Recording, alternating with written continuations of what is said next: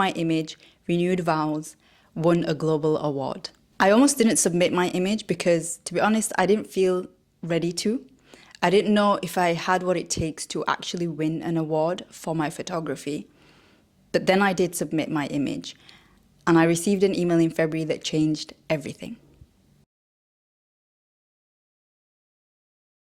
Assalamu alaikum, I'm Asma al-Badawi and welcome back to another episode with me.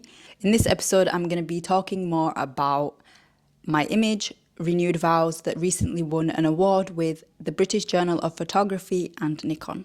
I created this image last year, and to be honest, I wasn't sure if I was going to share it with anyone or if I was even going to submit it into an award program or anything. I just knew that at the time there was a story that I wanted to tell, and I was going to create it through this image. The thing that I wanted to tackle with this image was actually about marriage and the female's role within marriage. When it comes to sport, I felt like that was one of the things that people didn't necessarily feel like women should engage with or prioritize once they're married, and especially after they have kids. But I'm someone who's played sports my entire life.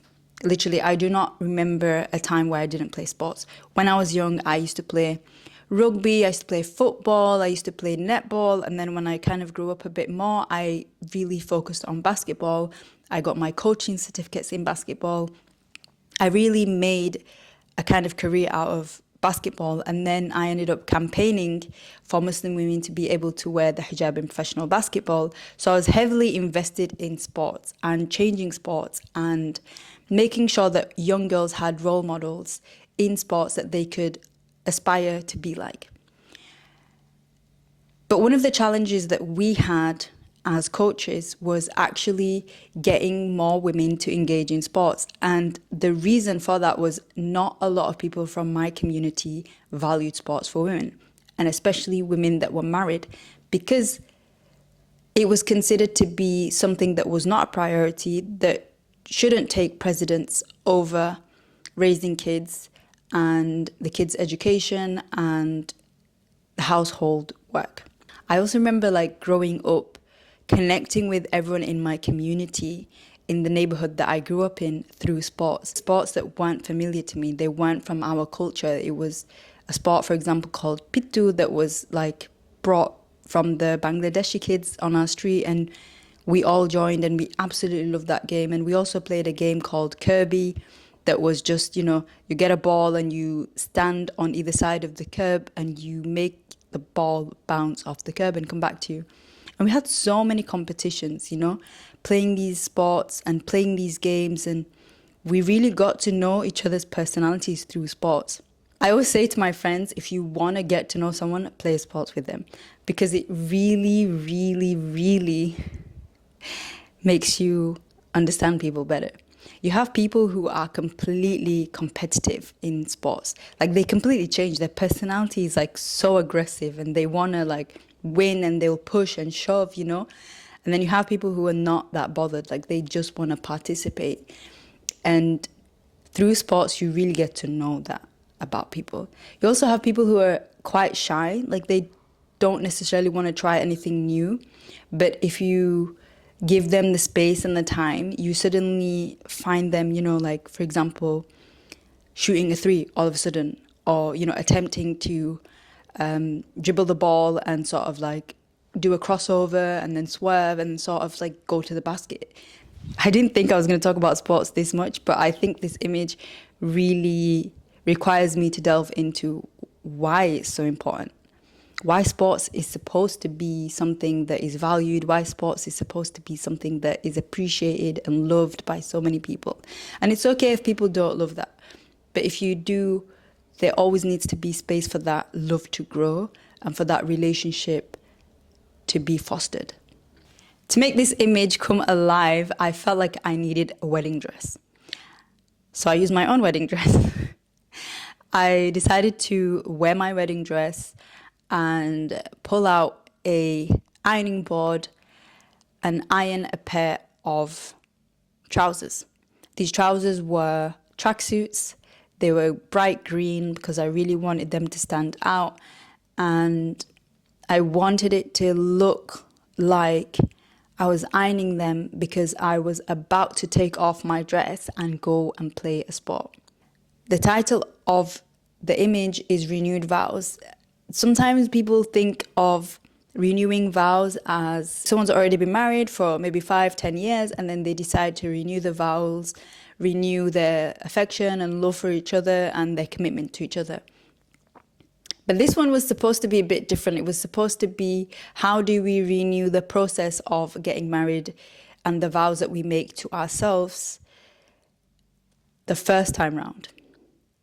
What is it about marriage and our commitment to it as women that we can change to make it a more powerful institution and actually empowers women, allows them to continue doing a lot of the things that they already do?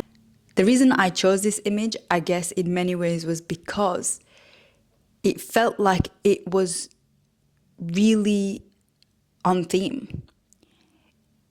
It talked about renewal, not change. I think there's a difference between change and there's a difference between renewal. And for me, renewal wasn't necessarily completely dismissing marriage, for example. It was about, how do we reframe it? How do we think of it in a completely different way where we can still empower women in those spaces and give them the feeling that they can achieve more, or that sports can be a crucial part of their marriage life. I've worked so hard over the years to almost have my own style of photography that really focused on the message and the concept behind the image rather than how perfect the image was. And I guess because I feel like I'm a perfectionist, especially when you've studied photography, you actually know what a good photograph is supposed to look like.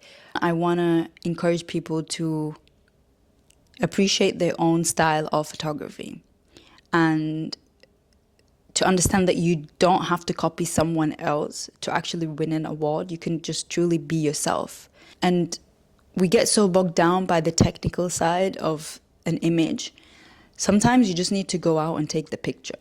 It doesn't really matter. You'll figure out everything on set. So keep doing what you're doing.